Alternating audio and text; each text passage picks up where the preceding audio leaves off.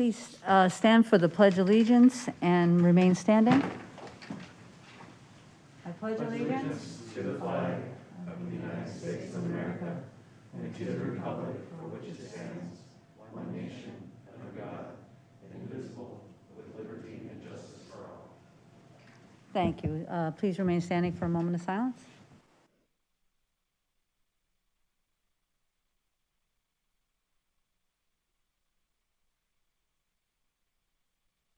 Thank you. Roll call, please. Mayor Dickey, Here. Vice Mayor Magazine, Councilmember McMahon, Councilmember Charno, Councilmember Friedel, Councilmember Spelich, Councilmember Grzybowski. Present. Thank you, and sorry for the late start, and welcome everyone. We do have some missing folks tonight, but we have a quorum, and we're going to move ahead with our meeting. We start, as always, with our reports by mayor, council members, and town manager. Grady? Thank you, Mayor. I really have no reports other than the next item on the agenda is the proclamation for declaring this week, October 17th through the 23rd, as Arizona Cities and Towns Week. And I just wanted to just reiterate how proud I am to work for the town of Fountain Hills and for a municipality in Arizona. And our employees who work for our town really do a great job of providing services in our community to our residents. They do a fantastic job. And part of the reason why we recognize this is to recognize the employees. And this week, in recognition of all that they do, we're going to provide, we can't typically do a function that we normally do, but we are going to provide lunch to our employees with boxed lunches that they could take back to their offices on Thursday. So with that, that's all I have. Thank you.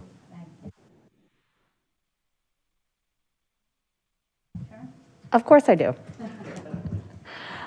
We had subcommittee interviews for boards and commissions the other day, and looks like item 8A is talking about the appointments for Board of Adjustment, CSAC, MMPC, et cetera. And I just wanted to say I kind of feel like I was bummed about how few applications we actually did have. So those of you out in TV land, if you're watching, keep an eye on the town website, and I'll try to post it on my Facebook page as well. When we have these openings, this is a great opportunity for you to be involved in your town. This morning, we had a Make a Difference Day Planning Committee meeting. We sorted t-shirts and stuff, and beginning, I think, tomorrow, you can pick your t-shirts and team stuff up between 8 a.m. and 4 p.m. over at the community center. And yesterday, the Biophilic Planning Committee met. They presented to the Community Services Advisory Commission in September, and they are looking for volunteers and sponsors so they can start planning and getting better prepared to hopefully present for a CSAC vote in either November or December, I think was what they're hoping for. And then from there, early next year, they'll make a presentation to us for us to talk about. And one other thing, no, that is it. That's all I had. My other thing is for later on. Thank you. Thank you, Councilwoman. So I usually with Make a Difference Day, we were always gathering at Golden Eagle Park, and then we'd have coffee, and the Starbucks would donate, and we had just goodies and kind of a gathering, and then we would leave. But last year we didn't, and of course this year we'll go straight to our work sites. But I was able to make a little video, so hopefully that'll come out. That'll just be thanking everybody as usual. And I wanted to thank Paul Garvey and Kim for putting that video together. We had a joint meeting with the sanitary district, which was great. We have our subcommittee that our members are on to talk about the salt and other improvements for the lake. So that was great. Our intergovernmental agreements and wells and all that. Washes, yes. And then the league's Tom Belshey, he's the executive director. He had invited mayors and councils to on a tour of their newly remodeled Mesa Temple, the LDS Jesus Christ Latter-day Saints Temple, which just reopened. but it's not totally open yet. It's going to open in December. Mayors Hermosillo from El Mirage and Mayor Ortega from Scottsdale were in my group, and so that was a very nice gathering.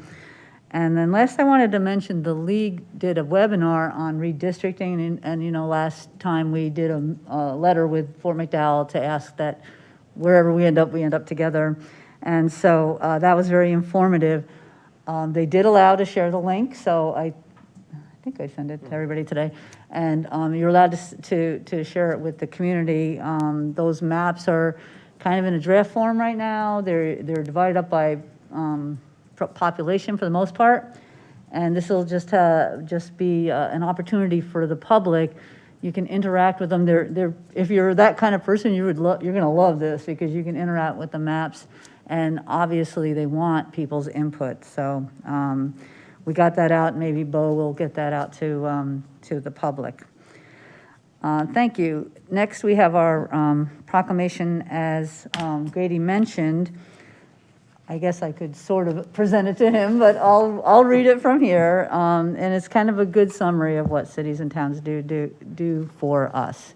Whereas the citizens of Fountain Hills rely on the town to experience a high quality of life in our community, and whereas cities and towns in Arizona work 24 hours a day, 7 days a week to deliver vital services such as fire, police, and emergency medical response to ensure public safety. And whereas cities and towns in Arizona also provide services and programs that enhance the quality of life for residents, such as parks, utilities, street maintenance, sanitation and recycling services, libraries, community centers, and recreational programs. And whereas it's important for Fountain Hills to continue to provide the excellent delivery of services and programs that our citizens have come to expect in our community, and it's one of the responsibilities of town officials to ensure open and accessible government through frequent communications with citizens using various avenues and means. And whereas through participation and cooperation, citizens, community leaders, local businesses, and municipal staff can work together to ensure that services provided by the town of Fountain Hills can remain exceptional elements of the quality of life in our community. Therefore, I, Jenny Dickey, Mayor, do hereby proclaim that the town of Fountain Hills joins with the League of Arizona Cities and Towns and fellow municipalities across the state of Arizona in declaring October 17th through 23rd, 2021 as Arizona Cities and Towns Week. So thank you for that. I have the official one. Thank you, Mayor. We appreciate it. You bet. We'll have that proudly displayed on the counter upstairs. Good. I appreciate that. It's nice to get a wrap-up like that, you know. You don't always know what all you staff is doing. I think everything I mentioned there touched people in this room, so. Next, we have our scheduled public appearances. Our first presentation is by our own Captain Kratzer of MCSO. He gives us these informed updates, and then we can ask questions. Welcome, Captain.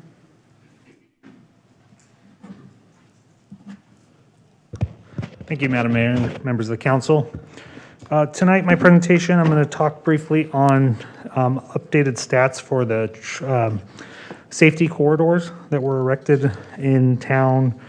The safety corridor signage was erected in early December 2020, so it's been approximately 10 months.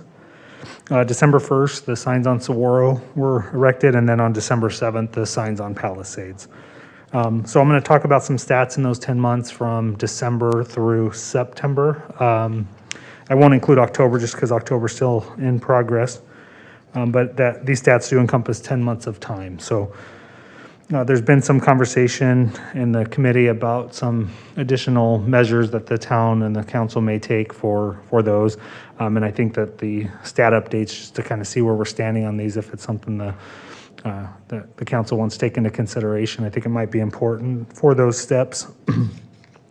So in the 10 months that the safety corridors have been erected from December 2022, September 2021, MCSO here in District 7, Fountain Hills, has had a total of 2,345 total traffic stops. Now, that's not just stops in the corridor, that's total traffic stops. So 2,345.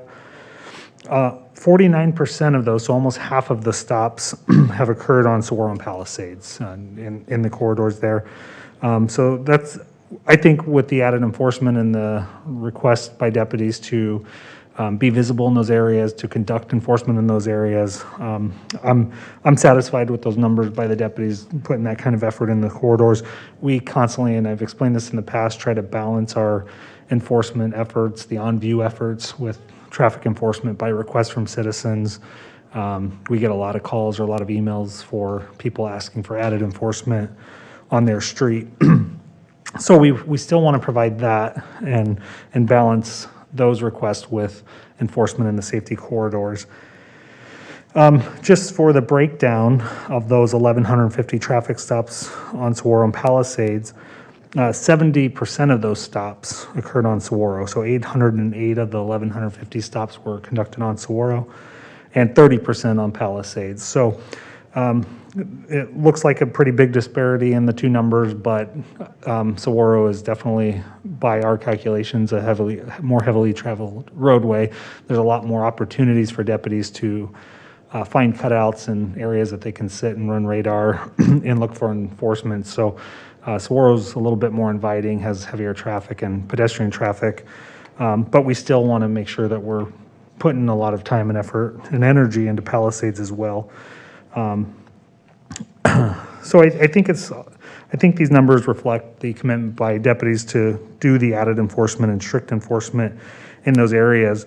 I want to talk just briefly on the citation rate versus warning rate. We talked at one point in time about possibly being a zero tolerance area. And I had some concerns over that, just taking away the discretion from deputies, trying to get their buy-in to understand the importance of this. And one of the things I've talked about in the past, and the way that we get the deputy buy-in is they understand that it's signed. The people are warned before they get in there that it is a safety corridor. They understand that pedestrian traffic in these areas is heavier. There's large events that brings in that traffic. There's accident data we've taken into consideration. So the citation rate versus warning rate is approximately 70 to 30, 70% citations, 30% warnings. So that's higher than our typical average of citation versus warning rate. So deputies are enforcing it more strictly than just normal areas of the town. And then a large majority of the stops that we do, almost 80%, are for speed. We've had numerous criminal speeding citations, so that's anything over 25 miles an hour over the speed limit. We've had numerous violations for those. Those are criminal. They are a misdemeanor. That typically ends in a citation and a release in lieu of detention. We're not typically putting anybody in jail for that unless it's extremely egregious, and we've not had any of those scenarios in the safety corridor. Numerous driving on suspended licenses. So usually there's a violation, deputy stops the driver, and drivers are driving without a license, or their driving privileges have been suspended or revoked.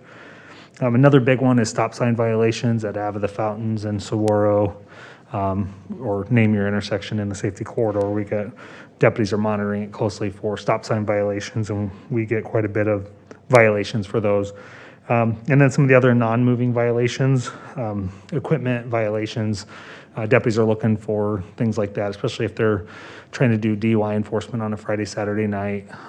Usually, something, cracked windshield, taillight out, or a moving violation of failure to maintain your lane. But cell phone violations, people on their cell phone, we're paying extra attention to those. We have a lot of violations of those in the safety corridors. And then again, your non-moving violations, your expired registration. So that's kind of an update on the stats. I was going to try to provide a little bit more of a statistical breakdown in terms of numbers of citations. I don't know how much value it would have had compared to the amount of time it takes to break those down manually. But if there are specific questions beyond what I presented, if anyone and members of the council want that information, we can get that. Whatever that would be. Just know that it might take a little bit of time to do that. And then in addition to the stats for the safety corridors, upcoming things that MCSO is participating in, we have the Fountain Hills Cares event on October 30th. I'll be present for that. Our community outreach for Maricopa County Sheriff's Office will be present at a table just to participate and have any discussion. If anyone wants to come up to the table, they'll have pamphlets and flyers. And then Make a Difference Day next weekend. We have some personnel dedicated to that. We have the prescription drug take back event. This is the large event. So we always have the prescription drug drop-off bins here at town. Our numbers on that continue to be really good. But this is the one that's advertised nationally, and all the cities take part. So this is more of the big event that we do every year. We do, I think it's yearly, sometimes twice a year. Okay, thank you, Councilmember Sharno. So that's what we have coming up. We're excited for the cooler weather and the events that are starting to come back. And if there's any questions from the council, I'd be happy to answer them. Thank you, Captain. Any questions for Captain Katzer? Mike? I just want to say on the drug take-back day, it is the same day as Make a Difference Day, so it's Saturday, basically.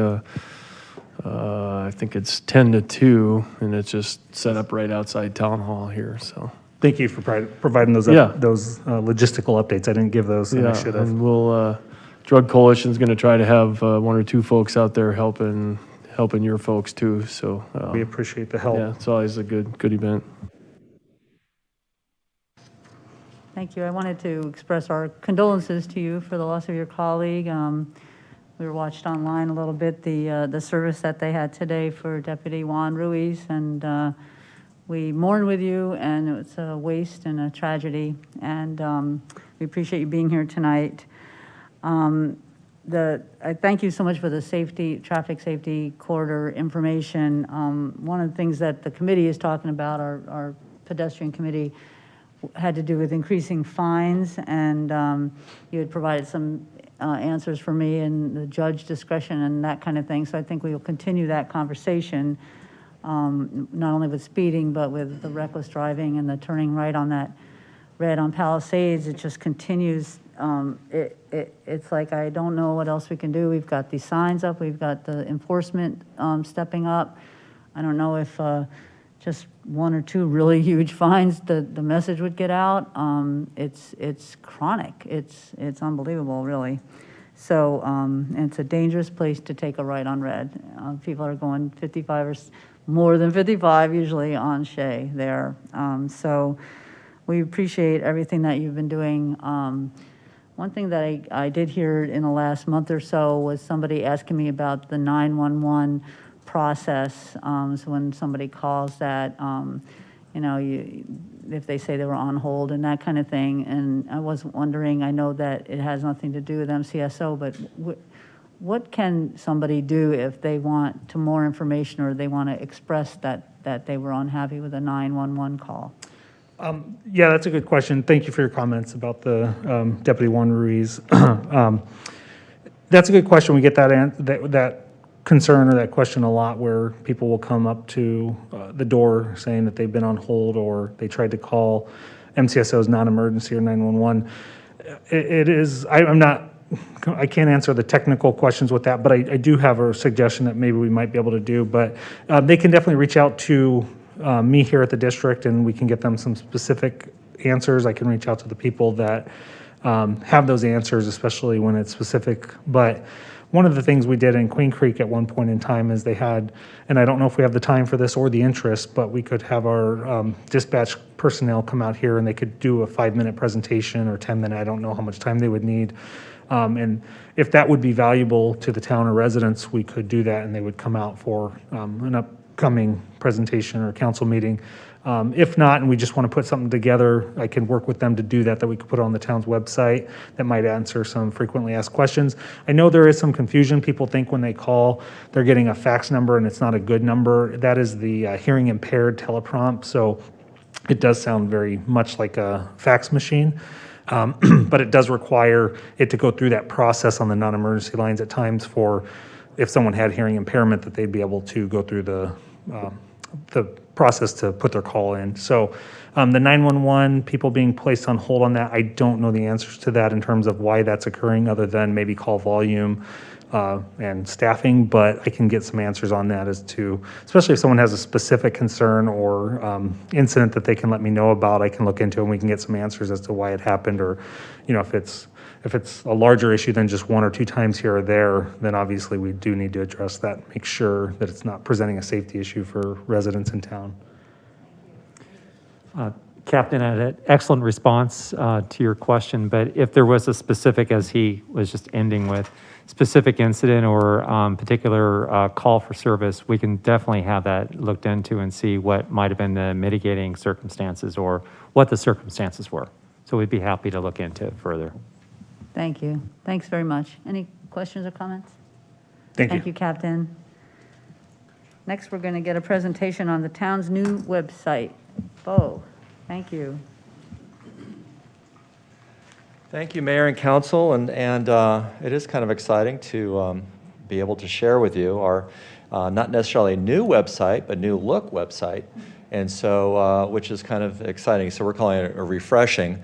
You'll notice right on this opening slide that we have a different URL than we're used to. This is for security reasons. We've been allowed to kind of upgrade our URL to fountainhillsaz.gov. Our former URL, fh.az.gov, is still in use. It's still going to link over to our new site, but this is what we're going to be using moving forward, and it's actually wonderful for our branding opportunity for the town because it keeps our name out there. And that's what this new look website is really all about, as I push the proper button. There we go. I'd like to give special thanks to a team that helped review over 100 sites, not only here in the state, but across the nation, including Grady, who looked at some sites with me. And we had a couple more people on this as well, but they're no longer here in the town, unfortunately. But we looked at sites from all over the country through our company that we work with called Civic Plus. And so it gave us an idea to kind of grab the best ideas that they had for kind of our refresh look. And so it's exciting to be able to have that. You know, I did some research on what our website used to look like, a little bit of history. This is not you know, a site made in junior high, but the most junior high kids can do. But it goes back to 2003. It gives you an idea of what some of our early sites were looking like back then. In 2010, we had this look, which isn't too bad, but it definitely is still dated and outdated. And we're starting to show a little bit of brand for our town. Back in 2015, when we started a new contract with Civic Plus, this was the look, and it does look familiar because this was kind of the original design, but we've had that same design up until yesterday. It was the same look, the same background, same everything. And you can see, you know, it shows our fountain in the background, but it's a little hard to see. And so it was getting kind of bland. And that's one of the reasons why we wanted to do a refresh, make it more, you know, up with the Joneses, so to speak, to make it look like we have a fresh site. And so this is what this will give you, I warned John about this, that he was getting the old picture. This was what an interior page looked like. Again, kind of the same old, it did its job. And so we did a refresh, and this is what we got. And one of the reasons that we wanted to go with this type of look is that, one, it allowed us to share the beautiful pictures and the branding of Fountain Hills. It allowed us an opportunity to expand some of the content, like news releases on the front page, as well as expand our event and calendar page so that residents were able to have more content available to them right off the bat. You can also see on the interior page, we have a fresh look. Now, on the back, on those home pages, as well as this page, we can change the pictures out frequently. On the home page, it's on a slider, so it'll rotate through, and we'll keep those up for seasonal events, as well as just to make sure content is always looking fresh. This give you an idea, too, of what the economic development homepage kind of looks like. We've done a lot of work just to kind of update that, and Eric has been working hard on freshening up the content. So you can see it's a dramatic new look for our website, and it is, nothing's changed though navigation-wise though. It's still the same infrastructure, it's just a fresh look, and we're already getting some good compliments for it. One of the things, as I mentioned before, what we've added to the home page was an expanded look for our press releases and news stories, hot information that needs to be out there, as well as calendar events, and so that we can share all meetings and things like that on the home page, so it's real easy for people to use.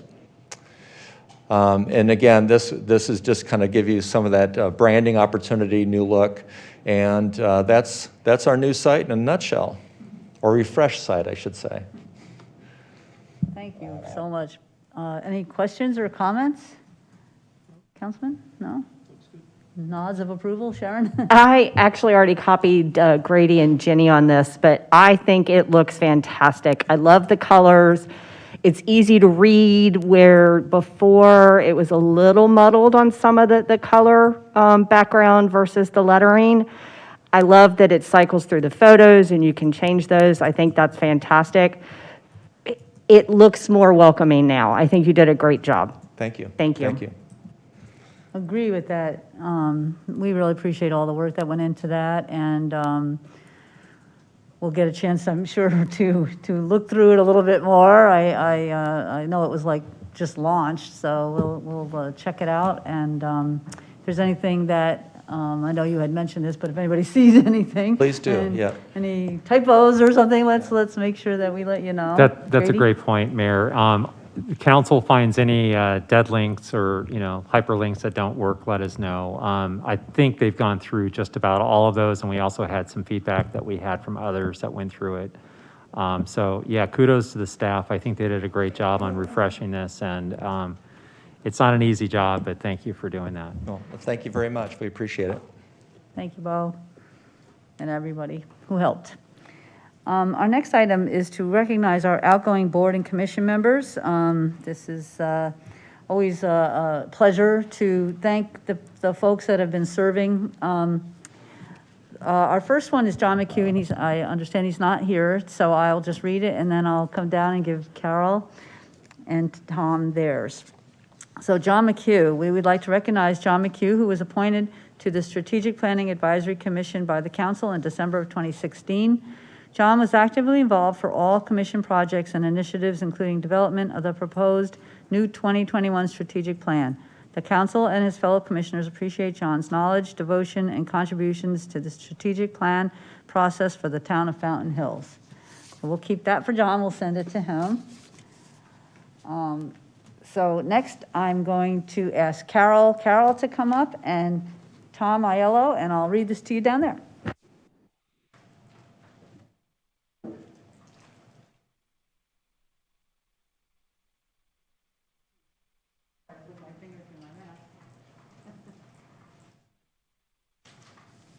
All right, we'll start with Carol, lady first.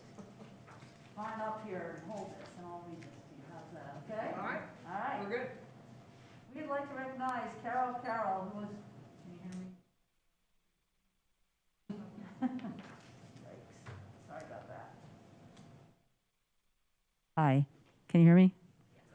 We would like to recognize Carol, who was appointed to the Sister Cities Advisory Commission by the Town Council on June 2016.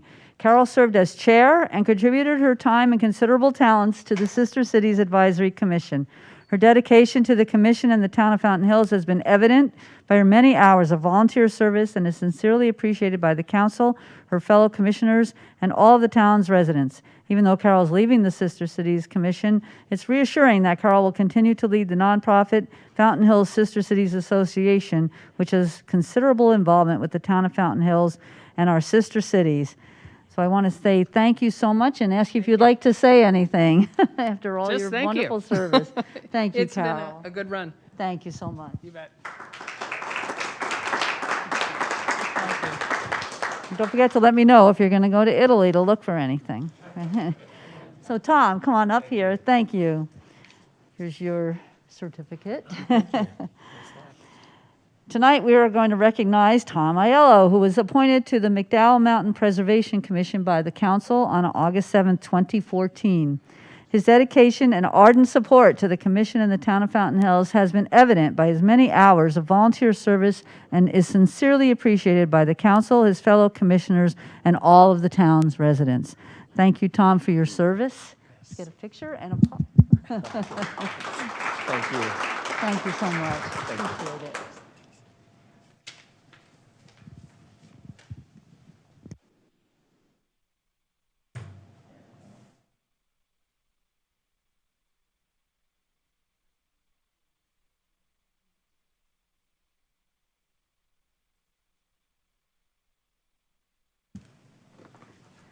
Thank you so much again for your service. Next, we have call to the public. Do we have any speaker cards? No, we don't.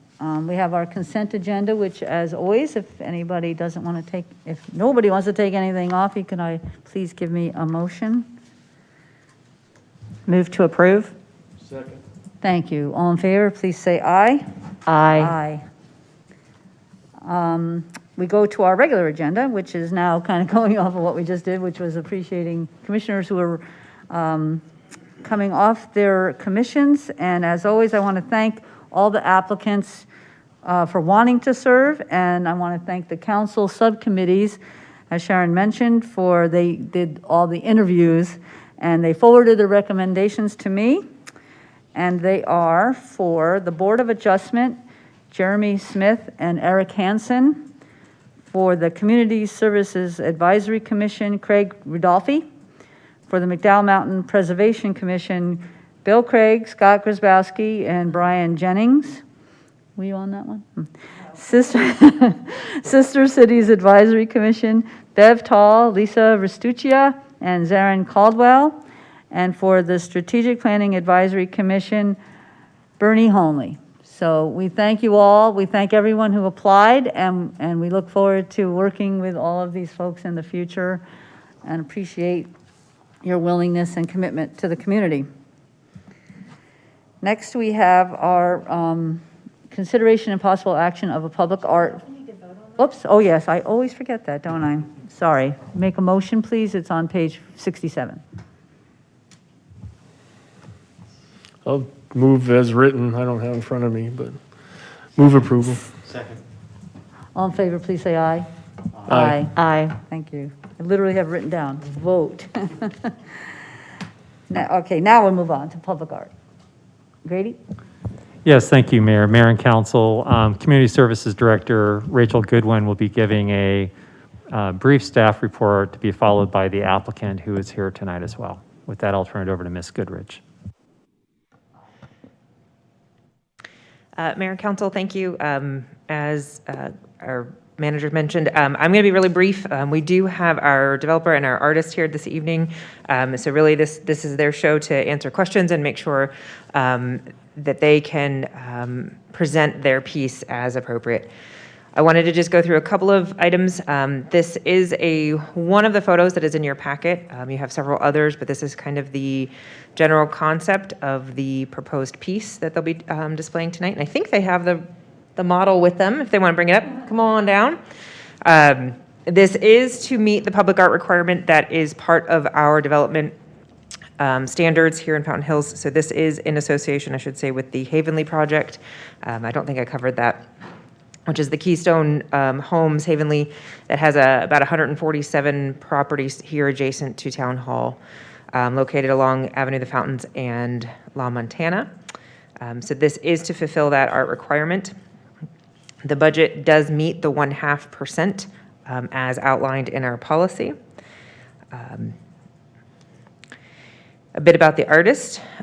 Craig has done another piece of a similar concept. As noted here, there are a number of other images in your packet, but this is just one we wanted to feature. And in terms of the art that is up for discussion tonight, this gives you an idea of the location and the graphic rendering of where it would sit. So it would be on the corner of Avenue and La Montana, kind of adjacent to the roundabout. So with that, I'd like to ask our representatives that are here tonight, come on down. That way they can present the piece in a little more detail and answer any questions that the council may have. Hi, thank you, Rachel. Mayor and Council, I'm Jeff King with Keystone Homes, representing the developer and the builder, just kitty corner to the town hall, and I'm sure everybody's watched our progress over the weeks and months leading up to this day. So we're really pleased to be a part of the community. It's gone really well so far.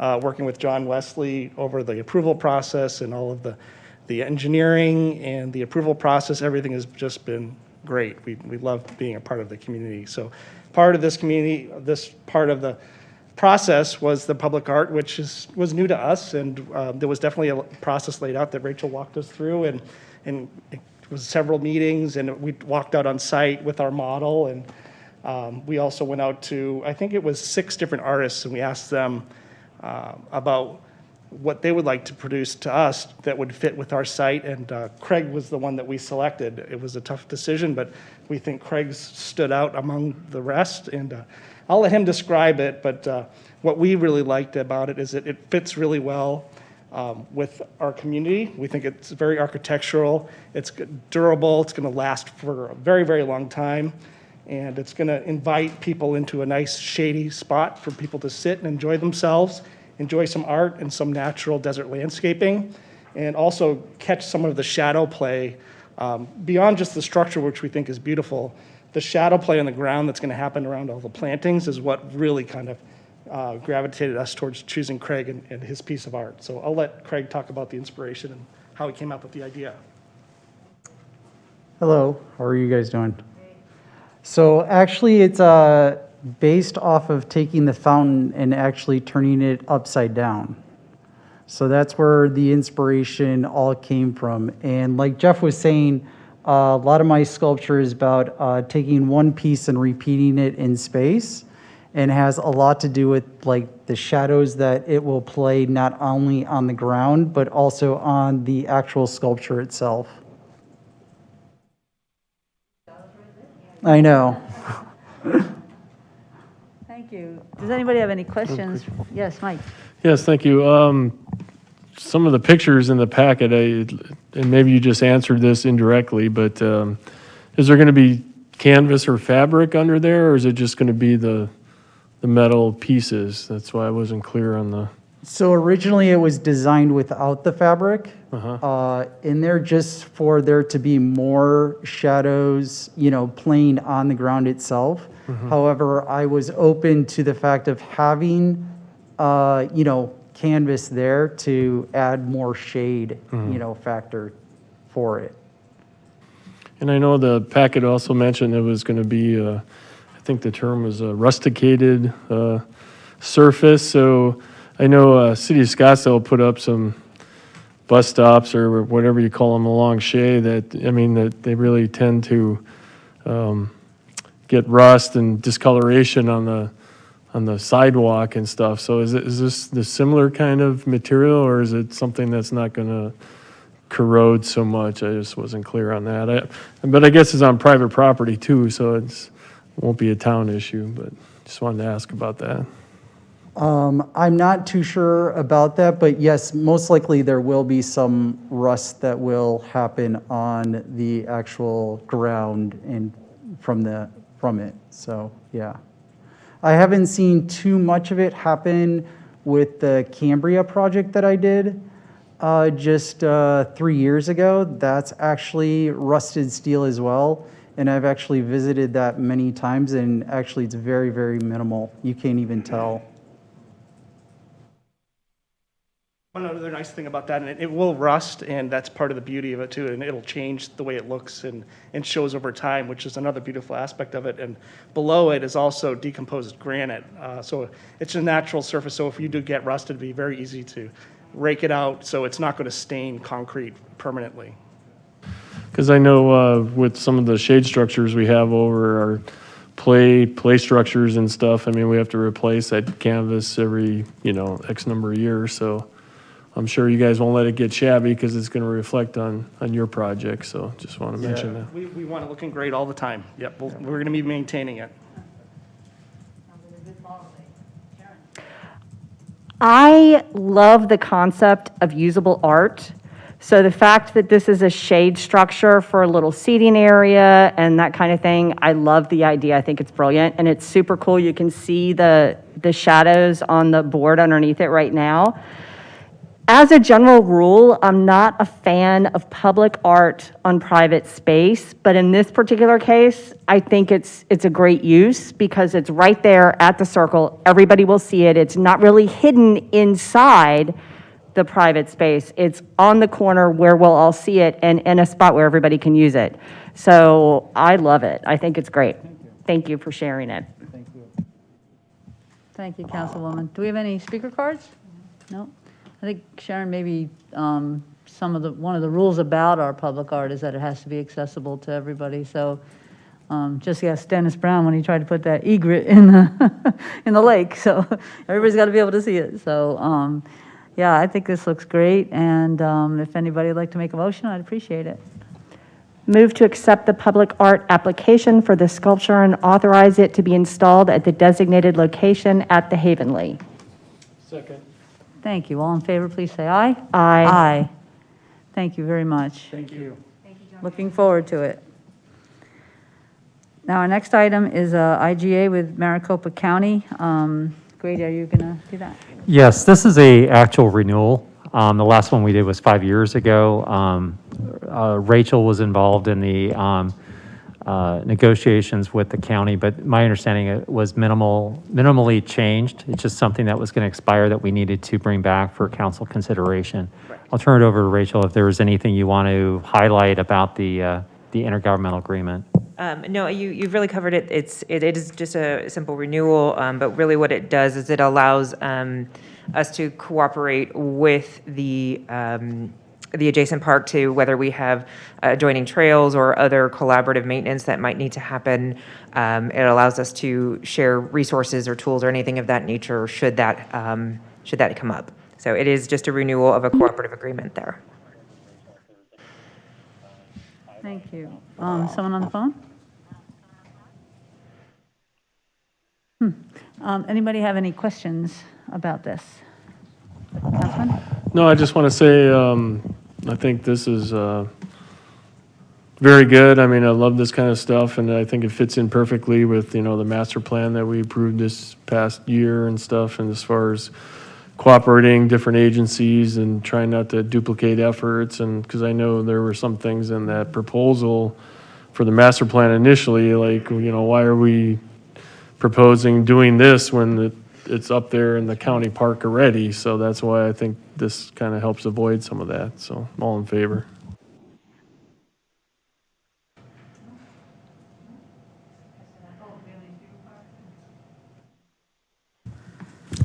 Move to adopt Resolution 2021-32, approving Amendment 2 to the intergovernmental agreement with Maricopa County.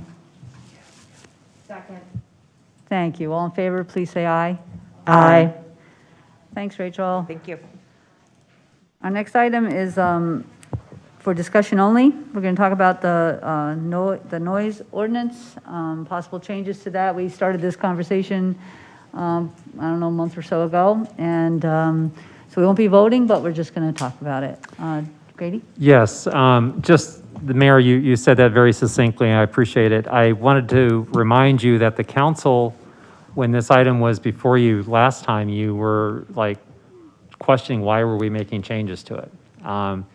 And it appeared that the council was really leaning more towards just maintaining the status quo, or at least making some housekeeping adjustments to it and trying to keep the decibel level portion still in it, which I thought made a lot of sense at the time.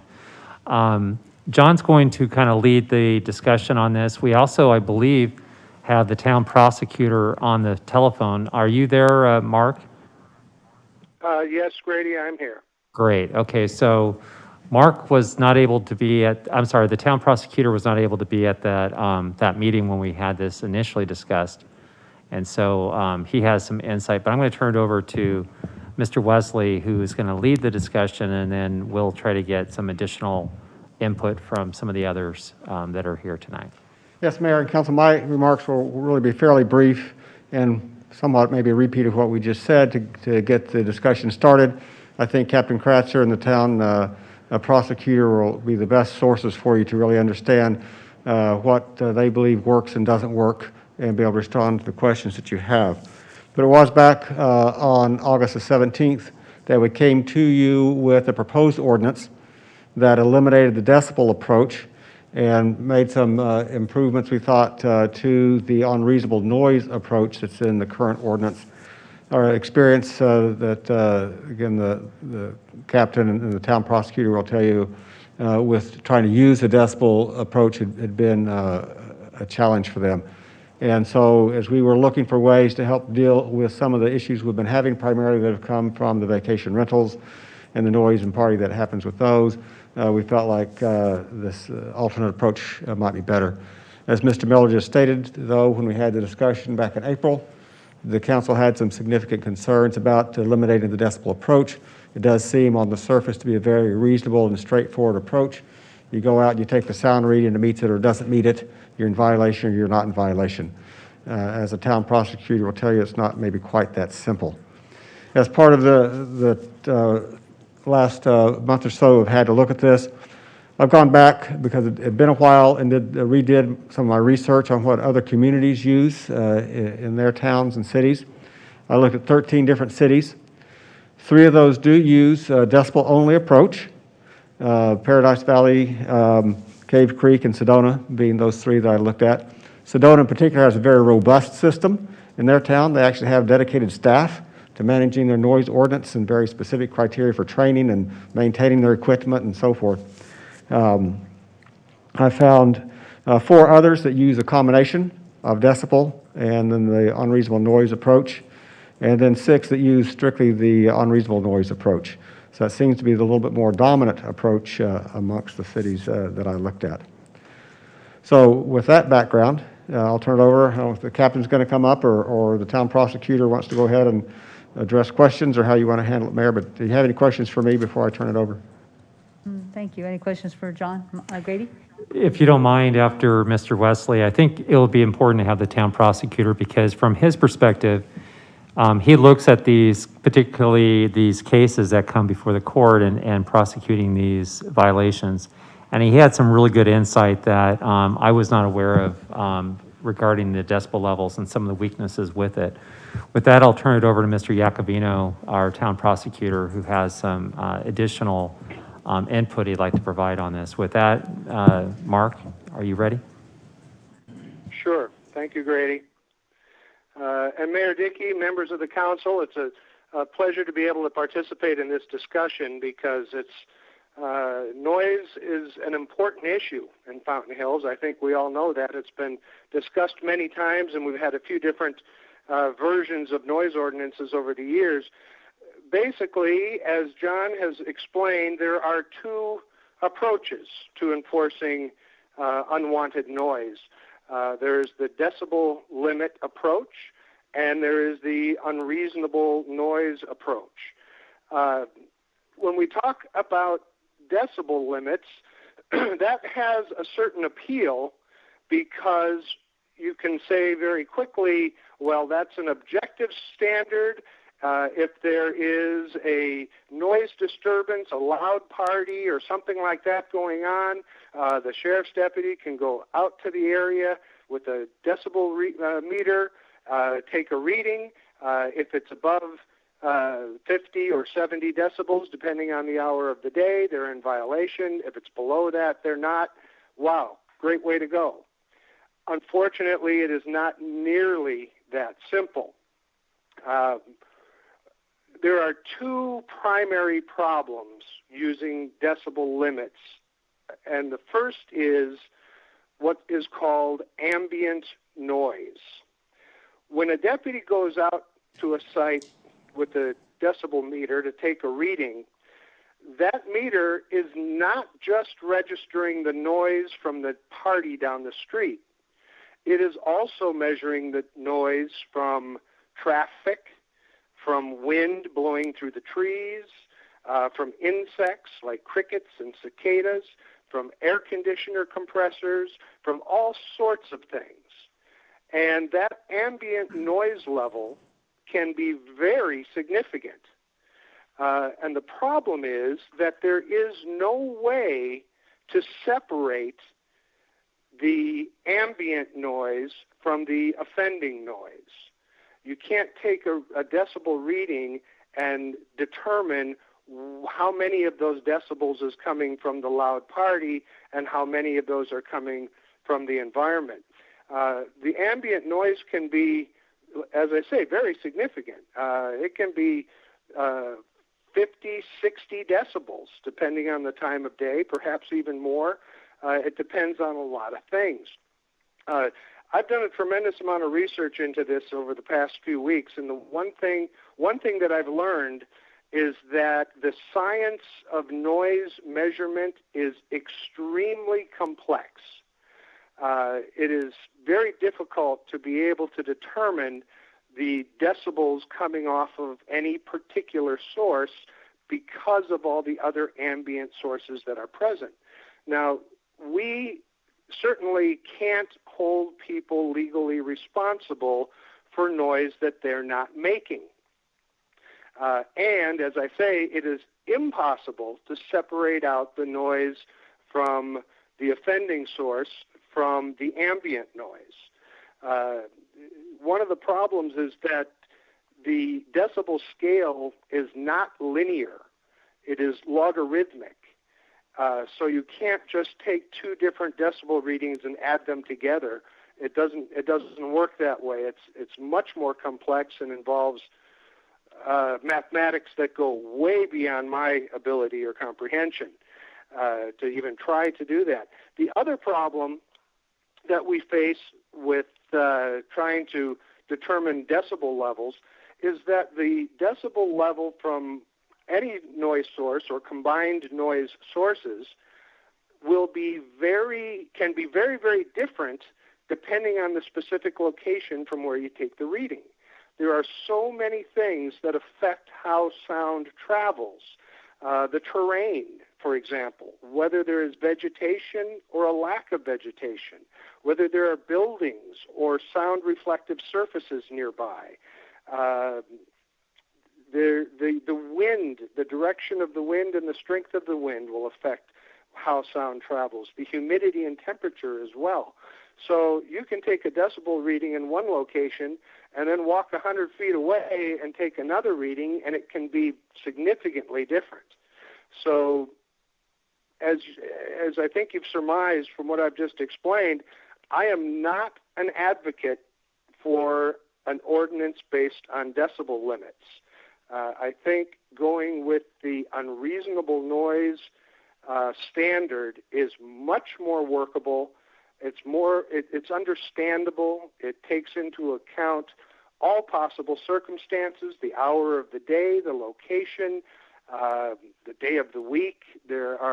All those circumstances are taken into consideration in determining whether noise is reasonable or unreasonable under the circumstances. So that is a workable standard. It's one that we have used in the context of the state disorderly conduct statute for decades and decades. It's well understood, and I would strongly advocate an ordinance that is based upon the unreasonable noise standard rather than decibel levels. So with that, if you have questions, I'll be happy to answer whatever I can. Thank you, Mark. We really appreciate you being here. Any questions for Mr. Iacovino? Mike? Yes, Mark, this is Councilman Charno, and thank you for your comments. And, I was one who originally questioned the recommendation a few months ago, so you've certainly enlightened us a little bit on that. And so the ambient noise argument, is that something that, say, defense attorneys have been using to get, violators off the hook in terms of, a conviction? Councilman Charno, yes. In fact, I have said somewhat jokingly, if I were representing somebody charged with violating a decibel limit, the first question I would ask of the police officer or sheriff's deputy is, I would say, Deputy, at the time and place that you took this reading, what was the ambient noise level? And he's going to say, I don't know. Mm-hmm. And that will be the end of the case. It will be dismissed. And also, I want to mention, I realize Cave Creek is one of the few municipalities that has an ordinance based on decibel limits. I'm very familiar with that ordinance. I was the prosecutor there for many, many years. Last week, I spoke with the town marshal, Adam Stein, and I gave him a call and I asked him, I said, Adam, I want to talk to you about your noise ordinance. And before I said another word, the first thing he said was, well, it's unenforceable. Mm-hmm. And I said, why? Why is it? And he said, because the ambient noise levels are so high and I have no way to separate out where the noise is coming from. He literally took my argument right out of my mouth.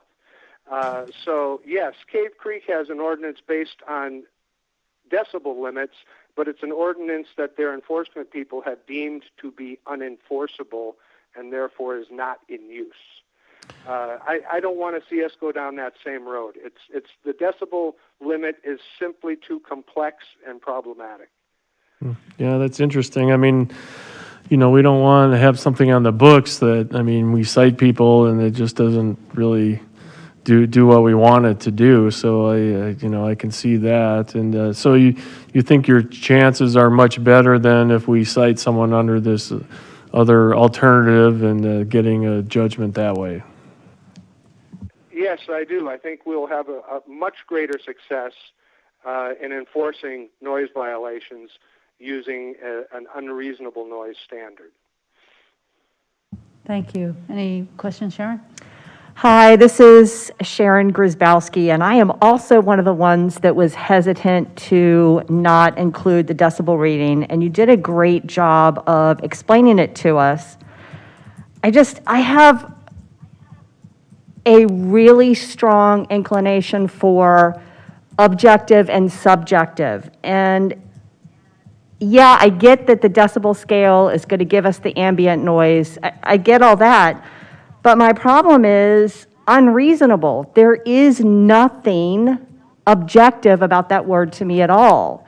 So I don't know if that's a mental block from my compliance days back in the insurance company, but I can't get past unreasonable. To me is not a definitive measure. So help me with that, please. Well, there are many laws that require reasonable efforts or that declare certain actions as being unreasonable. And actually, as you may know, many appellate courts have held that using a reasonable standard or a reasonable man standard objectifies, to the extent possible, different types of analyses. And again, at some point, we have to put some faith in a judge who's ultimately going to hear a case to determine what is reasonable under the circumstances and what is not. And that's really the flip side of that argument, is that with the use of an unreasonable noise standard that allows the court to take into effect or take into account all of the various factors, because what is reasonable at 8 o'clock at night may not be reasonable at 2 o'clock in the morning.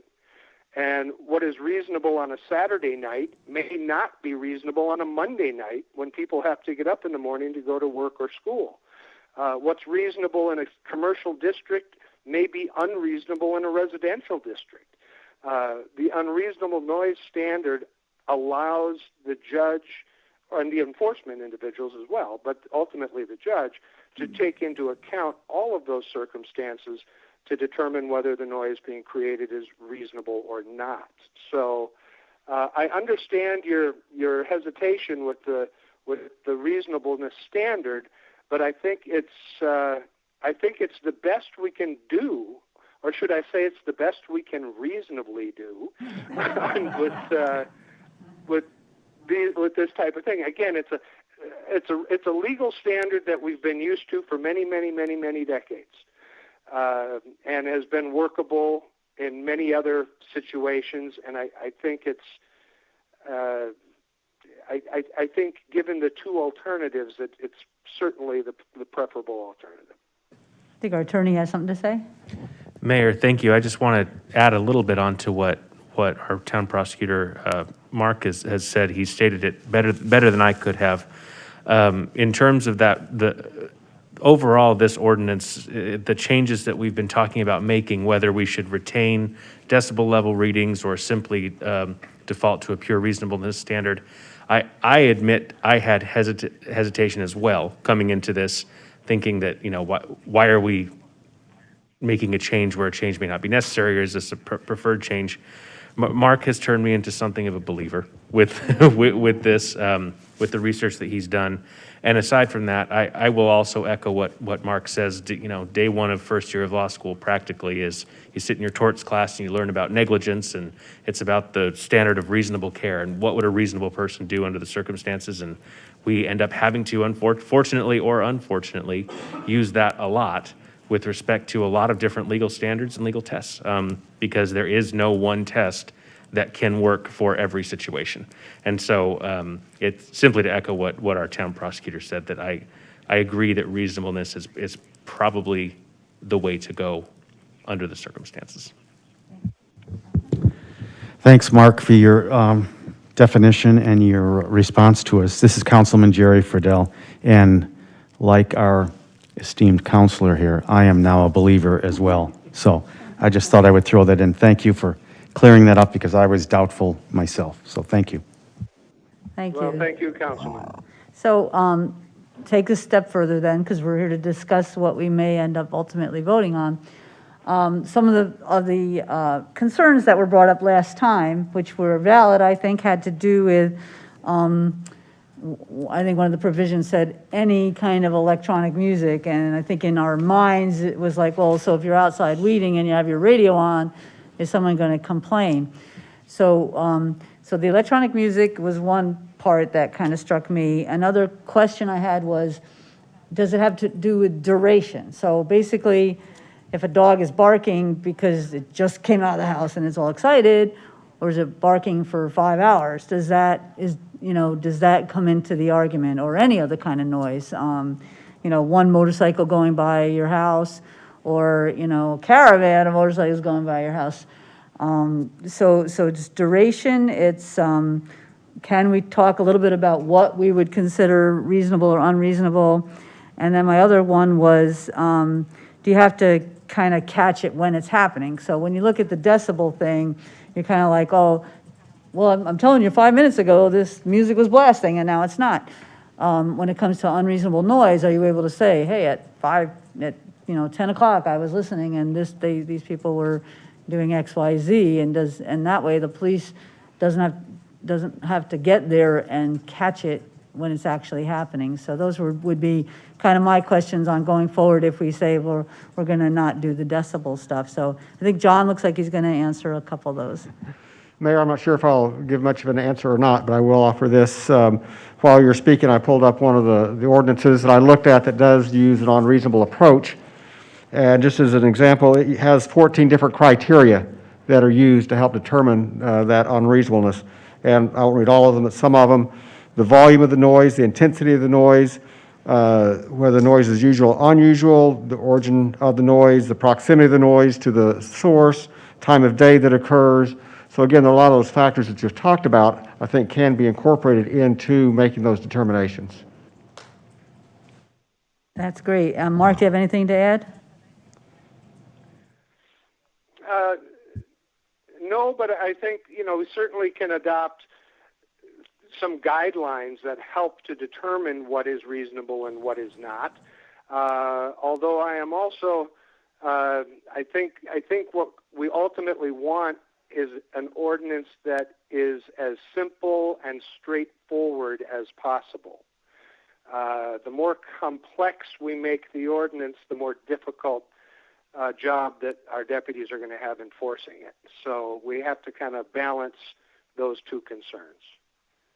That makes sense. I understand that. We're also concerned with the other side of it, which is, just an innocent person with a radio on, or a wedding at, a resort, or that kind of thing. So we have to walk a little bit of a line here, and we want to do the right thing, obviously, for the most people and for the community. Is there anything else that anybody would like to add to help with our next meeting, or whenever we bring this back, so that John has a little more well, we have a speaker card, I'm sorry. We'll do a speaker card first, and then I'll ask if you guys have anything else to add. We did receive 2 comment cards. One was from the last time it was going to be on the agenda and wasn't discussed. And I don't know if you want me to read the whole thing. It's from Betsy Lavoie with the Chamber. And she was voicing concerns with removing the decibel meter. And then the other one is from James Ruff, who sent this in. He strongly supports staff's recommendation to amend it to eliminate the decibel readings.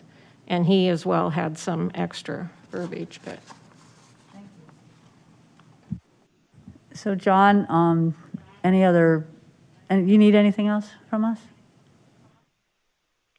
Mayor, not necessarily, but as you were just asking, if anybody does have any other specific things that they'd like us to consider, it would be good to hear those now as we work then on a revision. Oh, thank you. Mike? Yeah, I mean, I guess at this point in time, it's hard to provide further clarification because, I mean, you know, you just said, well, there's 14 criteria in this one, and maybe we don't want to do that. So, I mean, it's hard to say what we want or prefer in terms of that, how shall I say, a reasonable ordinance. We're just going to have to see what you come up with and go from there. But, I mean, I think we have to rely on the experts and the professionals in this and the prosecutor in terms of the advice, so. Yes, thanks, Council Member. Mayor, so tonight, we're going to obviously come back at a later date after taking in your feedback and input. We heard obviously from the subject experts that would be involved in prosecuting this and also our own town attorney who's very familiar with case law relating to reasonableness tests and how they apply in cases. So we also had some minor housekeeping that I believe we were doing to the previous ordinance that came before you. So our recommendation would be to have this be a two-step process. Tonight was the first step, which was to get your input after you heard from some of the subject experts. We'll come back with an ordinance that encompasses that. We'll remove the decibel levels, and we will still provide you that opportunity to ask questions. We'll do a full staff presentation, and if you wanted to make further adjustments, we can come back a third time. So it could be a 2 or 3 step process depending on the council and the direction that you provide the staff. Thank you. Ginny, along with your comment about somebody playing a radio for a short period of time, we also have to remember that the town and some of the businesses host events like down by the lake and that kind of thing. So I don't want to see it get to the point where we're shutting down events like that that are good for our business community or for the town and that kind of thing too. So we need to keep that in mind as well as we go through. Thank you. Appreciate that because that, we want to be simple, but we don't want to be, dogmatic. Yes? And that's a really good point that the council member brought up because even ourselves, we try to do our best to comply with our own special events. And even those that are like taking place in the park, there's a reason why they have to end at a certain time because it is the noise ordinance to make sure that the neighbors around Fountain Park, for instance, are not being disturbed after a certain time. So, but it's a good observation because we have to be careful that we're not causing some potential issues for the rest of the community, the business community, and also those that are event promoters. Councilwoman. I know there's quite a few business owners or chamber members at least that are watching, and I just wanted to say, as hard as it is for me to see the subjective and objective of the word unreasonable, I agree with Councilman Charno. You got to go with the subject matter experts here, and Aaron can help me ease my mind with the whole definition of unreasonable. But I feel like Captain Kratzer was poo-pooing the idea, however long ago it was, about the decibel meters. He wasn't a fan, right? You weren't a fan of the decibel meters, and we're hearing it today, so I do think I'm sold because I got to go with the subject matter experts, but I'm going to need Aaron's help there with the whole subjective, objective thing. That's what they pay us for. We're good. Thank you. We can help with that. That's very reasonable of you, Sharon. Thank you, Mr. Acavino, for being here. We appreciate it. You really made it, opened our eyes with this one, didn't you? Oh, yeah. Thank you, sir. You're very welcome. Whatever. So, thank you. Our next item is, actually, I'm going to open the hearing about the sign ordinance, but we're not going to discuss it. As you can see, we're missing council members, and we really need this to be a robust, full discussion. So I'll open the hearing and then immediately continue it till November 2nd. Okay, understand? Do we need a motion to continue? A motion for the continuing. Motion to continue, date certain, or just motion to continue indefinitely? Date certain, Do you know the date? November 2nd. November 2nd, thanks. Somebody? So move to continue till November 2nd. Thank you. Second. All in favor? Aye. Say aye. Aye. Thanks so much. Our next item is about the opioid settlement funds agreement and Arizona, State of Arizona and the nation, and, oh, this is going to be Aaron. Okay, thank you. Sure, thank you, Grady. Mayor, council, I can keep this brief. The full summary of what's before you tonight is in the staff report. You may recall that about the same time last year, the council approved a memorandum of understanding related to a couple of opioid-related lawsuits that are pending in another district court here in the United States. It's multi-district litigation that 14 states have joined in, including the state of Arizona. This is the next and second to final step in the process of resolving that litigation. It updates effectively some of the terms of the MOU, provides for different mechanisms for payment that will enable us to ultimately execute 2 final agreements that will be forthcoming very shortly, that will have to be executed on or before January 2nd of next year. The general terms remain the same without going into all the details. We're looking at approximately a state share of $549 million from this settlement out of a $26 billion settlement with 4 of these opioid distributors and manufacturers. Of that, there is a 44-56 split between the state and local governments, with cities, towns, and counties being the 56% recipients, distributed in terms of population and some other factors. Payments will, I believe, come out on a rolling basis starting approximately April of next year. In terms of the amount of the payments that are received, that each municipality receives, will depend in part on a couple of things. First and foremost, it depends on the number of municipalities and local governments that participate, that sign on to this. So the more the merrier, and the more that participate, the more money each municipality ends up receiving. The second is some caveats for paying lingering attorney's fees, et cetera. And I believe that Mr. Pock calculated out, since he's better at math than I am, calculated out that the amount of payment that the town might receive could be in the neighborhood of somewhere in the $1.2, $1.3 million range on a rolling basis, to be used for public health and safety related issues, primarily related to the opioid crisis. Yes, and one of the requirements that we'll need to identify is how that money will be spent. And so what I'm going to suggest is at the council retreat in February, if that's not too late, which right now it sounds like it is soon enough, we'll have a discussion. We'll have a menu of options and discussion for the council to kind of basically determine how to best use the funding so we're in compliance with the settlement. Mike.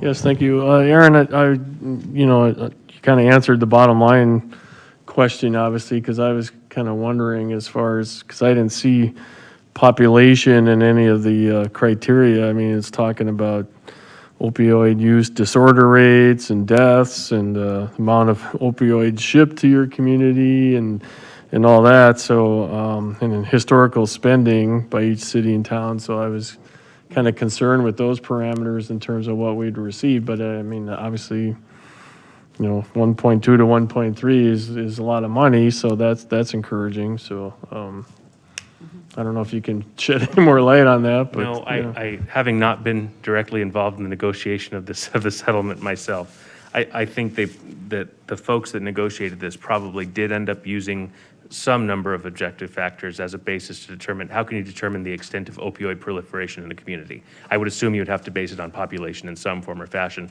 And indeed, the amount of money that each of these municipalities is slated to kind of receive does appear to be roughly in proportion to population. So that's kind of where I'm making that assumption. I think it's a relatively safe assumption. That makes sense too, you know, if it was related to, like you were saying, to money that a city might have spent on this problem. You have a lot of cities and towns that don't really have departments like that or don't even really do that. And so that would not be probably the best criteria, even though it obviously makes sense just because of the subject matter. But so we'll look forward to this. We actually have a motion suggested on page 146. Oh, were there any speaker cards? No. Well, I'll move to approve and authorize the mayor and/or town manager to execute the One Arizona Distribution of Opioid Settlement Funds Agreement and to take all necessary steps to finalize the opioid settlements, including but not limited to executing any future settlement or other agreements. Thank you. All those in favor, please say aye. Aye. Thank you very much. So we have our last item, which is our council discussion direction to town manager. Yes, great, Jerry. In the last couple of days, Grady, I've had a couple of people ask me about the town getting involved in recycling. We used to have a program at one time or something, somebody said. I don't know if that's something we want to look into, or can we discuss it with our waste people? So I'll look into, we do curbside recycling, and that's the most efficient. I think I saw some posts out on social media, and people were commenting, and then they brought me into it, and they wanted to get rid of a large amount of cardboard, and there wasn't, a lot of places have gotten rid of that type of a operation, and I don't know if that's anything we want to look at, but I told them I would ask the question. Okay, I'll look into it, thank you. Anything else? Motion to adjourn? Second. All in favor, say aye. Aye. Good night, thank you.